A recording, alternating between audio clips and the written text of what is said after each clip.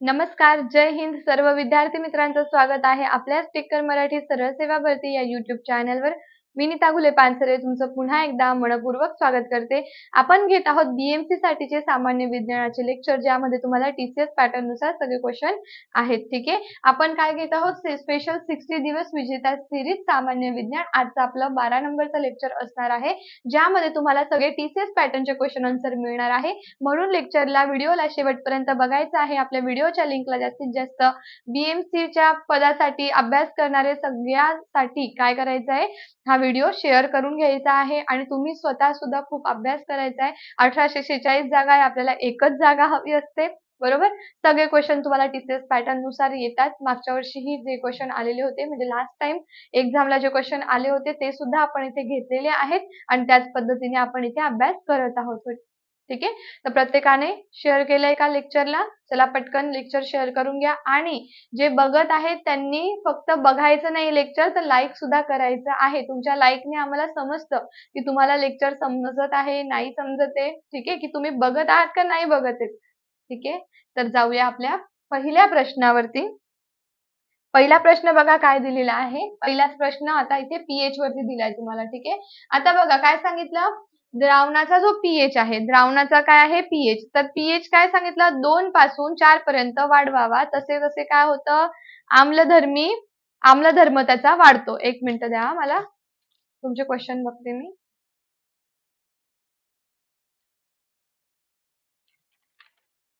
Okay. सगळे TCS pattern नुसार तुमचे क्वेश्चन आपण घेऊन आलेलो आहोत. ठीक आहे. हा क्वेश्चन पण तुम्हाला PYQ आहे. ओके. हा क्वेश्चन तुम्हाला कुठून आलाय म्हटलं तर PYQ आहे हा क्वेश्चन आलेला होता. कार्यकारी सहाय्यक पदासाठी आपण घेत आहोत. तर द्रावणाचा जो pH आहे, pH म्हणजे काय, पॉवर ऑफ हायड्रोजन. म्हणजे एखाद्या द्रावणामध्ये हायड्रोजन आयनची सहती मोजायची असेल तर आपण त्या द्रावणाचा pH मोजतो. मग द्रावणाचा pH जसं जसा 2 पासून 4 पर्यंत वाढवावा तसं तसे त्याचा आम्लधर्म वाढतो.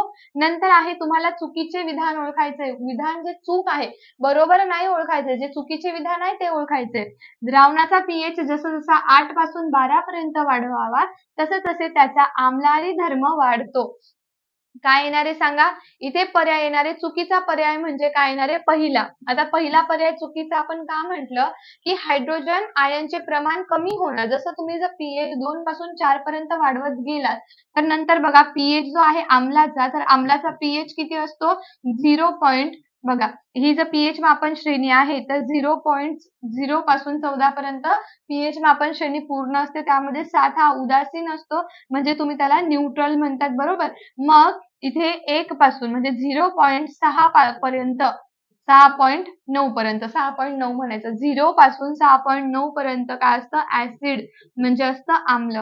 मग आता समजा इथे 1 आहे, इकडे 2 आहे, 3, 4, 5 आणि 6. आता त्यांनी काय सांगितलं, की 2 पासून 4 कडे आपण चाललो आहोत. मग 2 पासून 4 कडे जात आहोत म्हणजे हळूहळू का असेना पण आपण उदासीन साईडला चाललो आहोत. म्हणजे इथे आम्लधर्म वाढणार नाही, इथे आम्लधर्म काय होणार आहे, कमी होणार आहे. का बरं, कारण इथे हायड्रोजन आयनचे प्रमाण कमी होते. ह्या आयनमध्ये, या द्रावणामध्ये जे पण H+ आयन आहेत, H+ आयन आहेत आम्लामध्ये, त्याचं प्रमाण काय होतं, इकडे कमी होत आहे. म्हणजे हे वाढणार नाहीये, इथे काय यायला पाहिजे की कमी होईल. बाकीचं तुम्हाला दुसरं विधान त्यांनी बरोबर सांगितलेलं आहे. ठीक आहे. समजलं. म्हणजे चुकीचं विधान कोणतं आलं आपलं, पर्याय नंबर पहिला. फक्त कळलं असेल, आय होप तुम्हाला छान समजलं असणार आहे. तर पटकन काय करा, व्हिडिओच्या लिंकला शेअर करून घ्या. पुढचा प्रश्न बघा, खालील विधानांचा विचार करा. आता तुम्हाला खालील विधान बघायचे. कोणते विधान आहेत बघा, सोडियम बायकार्बोनेट हा अल्कलीधर्मी म्हणजे बेसिक आहे. सोडियम बायकार्बोनेट कशासाठी यूज करतो आपण, बेकिंग सोडा म्हणतो आपण ह्याला. काय म्हणतो, बेकिंग सोडा, कुकिंग सोडा. काय म्हणतो आपण, बेकिंग सोडा, कुकिंग सोडा म्हणतो आपण. खाण्याचा सोडा ऑब्वियस सगळे म्हणतात.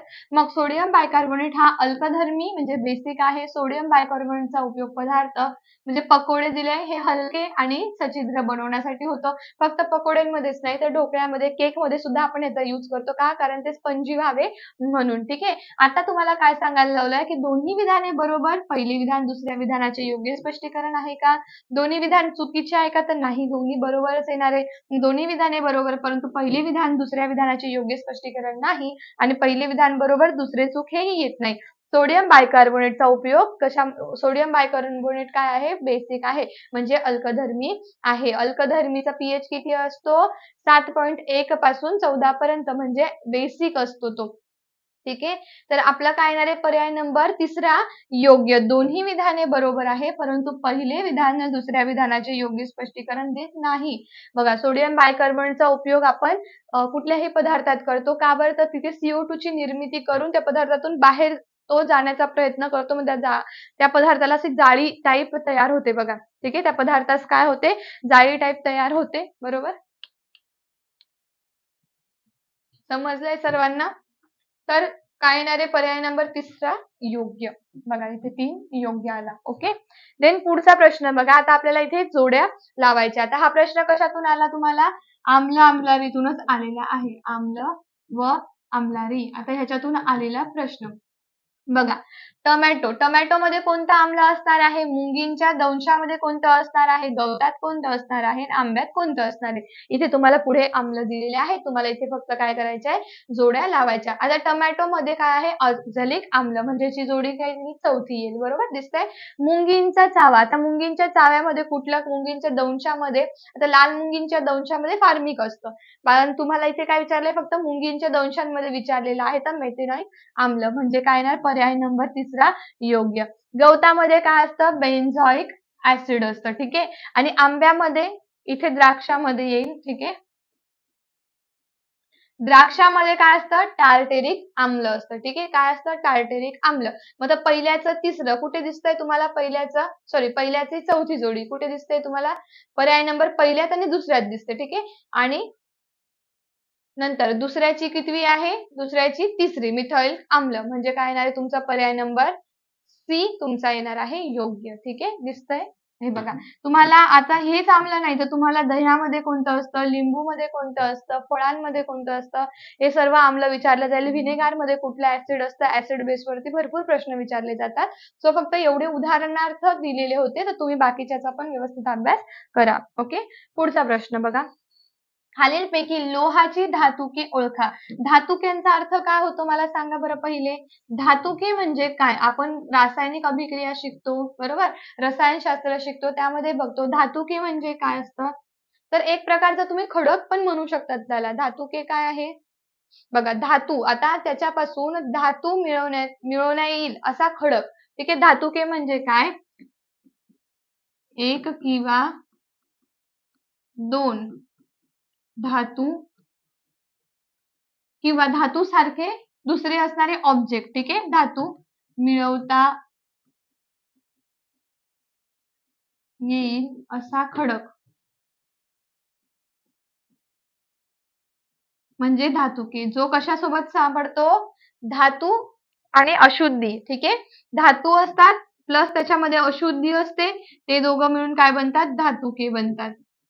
ठीक आहे, जेव्हा तुम्ही या अशुद्धीला धातूपासून वेगळं करतात, सेपरेट करतात, तेव्हा इकडे तुम्हाला धातू मिळतात. ठीक आहे, पूर्ण धातू इथे असतात. मग आता सांगा, कोणती लोहाची धातुके आहेत? मॅग्नेटाइट, हेमेटाइट अँड सिडेराइट. मग ह्याच्यापैकी लोहाची कोणती येणार आहे? तर तिघ पण लोहांची धातुके आहे, म्हणजे पर्याय नंबर तिसरा योग्य. अ, ब आणि क आपलं उत्तर आलेलं आहे. ठीक आहे, पुढचा प्रश्न बघा.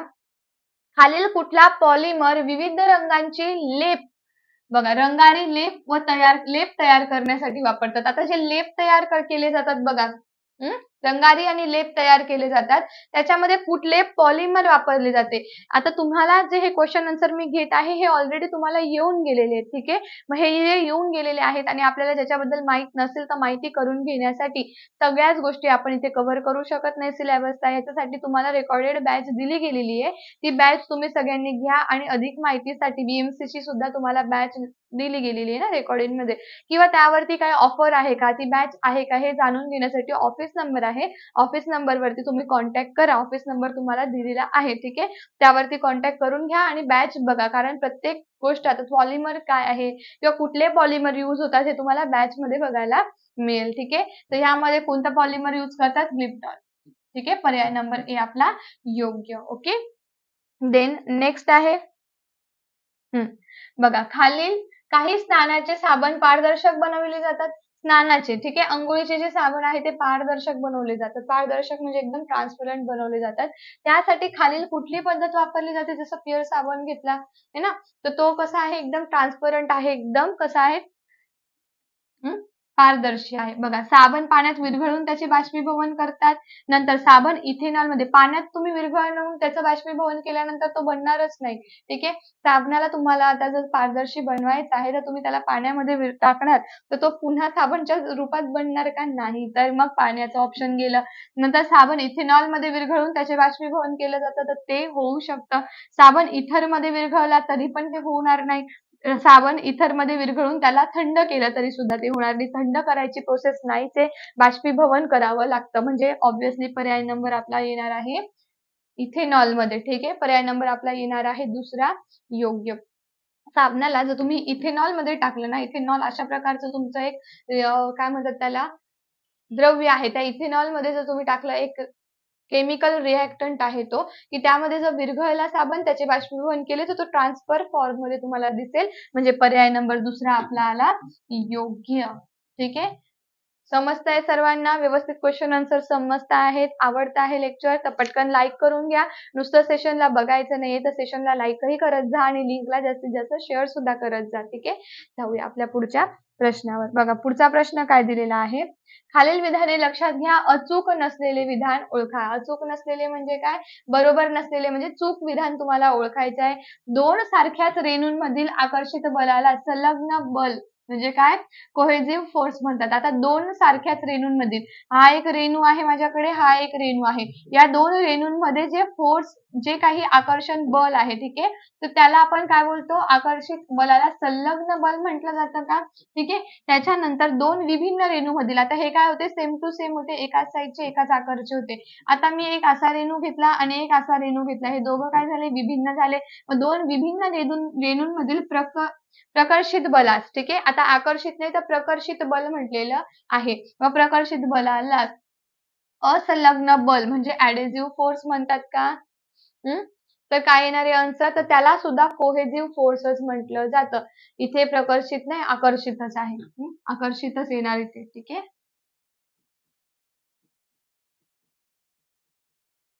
आकर्षित बल. आता विभिन्न असेल रेणू तरी सुद्धा सेम टू सेमच प्रोसेस घडणार आहे आणि सेम रेणू असणार आहे तरी त्यांच्यामधली प्रोसेस सेमच असणार आहे. म्हणून ह्याला सुद्धा कोहेसिव्ह फोर्सच म्हटलं जातं. म्हणजे इथे तुम्हाला अचूक नसलेले म्हणजे चूक विधान ओळखायला लावले होते, तर ब विधान आपलं चूक आहे. कारण त्याला सुद्धा काय म्हटलं जातं? त्याला सुद्धा आकर्षित बल असते, ऍडेसिव्ह फोर्स म्हटलं जातं. ठीक आहे. म्हणजे काय येणार? चुकीचं विधान काय येणार? ब. अचूक नसलेले म्हणजे चूक असलेले विधान म्हणजे काय येणार आहे? फक्त ब योग्य. तुम्हाला स्क्रीन व्यवस्थित दिसावी म्हणून मी सरकत आहे. तुम्हाला वाटलं तर तुम्ही स्क्रीनशॉट घेऊ शकतात. ओके. देन पुढच्या प्रश्नावर जाऊया. बरं. बघा, उपग्रह अ व उपग्रह ब असे दोन उपग्रह पृथ्वीपासून एका विशिष्ट उंचीवर आहेत. ठीक आहे. आता इकडे पृथ्वी आहे, हा काय आहे? उपग्रह अ आहे आणि हा उपग्रह ब आहे. ठीक आहे. काय सांगितलं?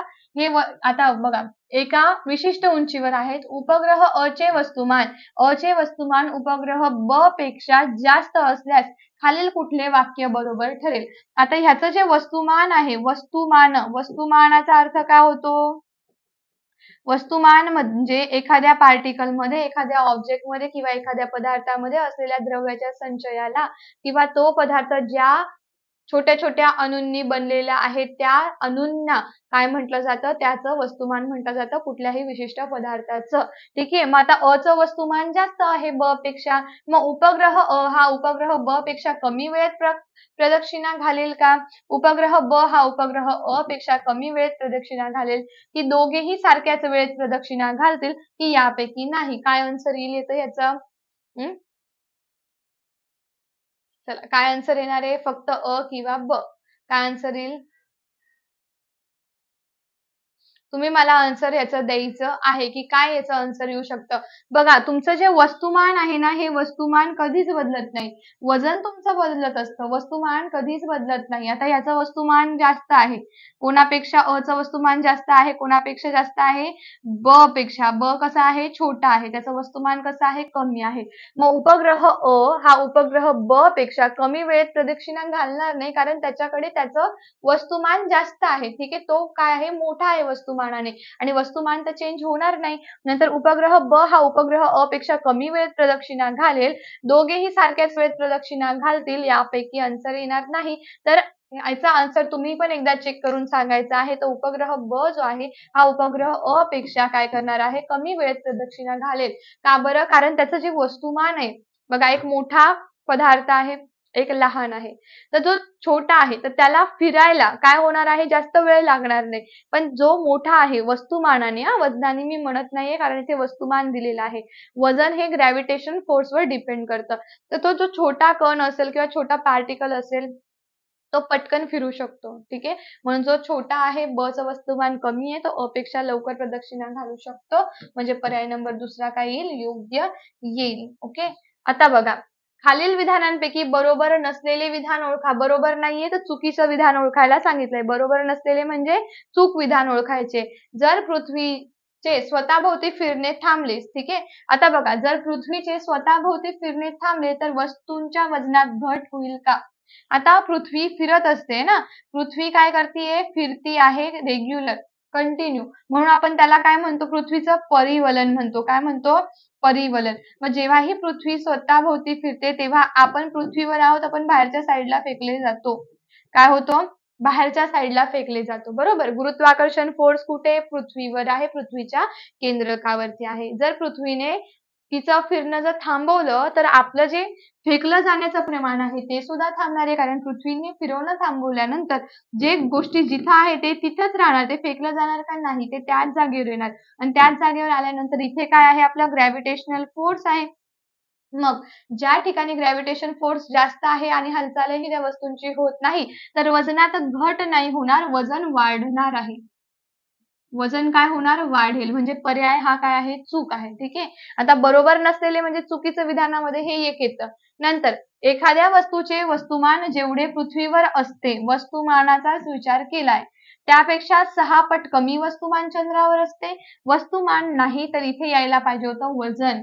ठीक आहे, वस्तुमान म्हणजे द्रव्यामध्ये असलेला त्या त्या पदार्थातील द्रव्याच्या संचयाला वस्तुमान म्हणते मी. बरोबर, म्हणते मी नाही, सर्वच म्हणतात. ठीक आहे, शास्त्रज्ञांनीच म्हटलेलं आहे. तर वस्तुमान आणि वजनामध्ये काय फरक आहे, की वजन ग्रॅव्हिटेशनल एरिया, ग्रॅव्हिटेशनल फोर्स नुसार बदलतो, पण वस्तुमान कुठेही तुम्ही जगात कुठल्याही ग्रहावर एखाद्या गोष्टीला नेत असाल, पृथ्वीवर, चंद्रावर, मंगळावरती, शुक्रावरती, कुठेही तरी सुद्धा त्याचं वस्तुमान कधीही बदलत नसतं. ठीक आहे, म्हणजे हेही विधान आपलं चूक आहे.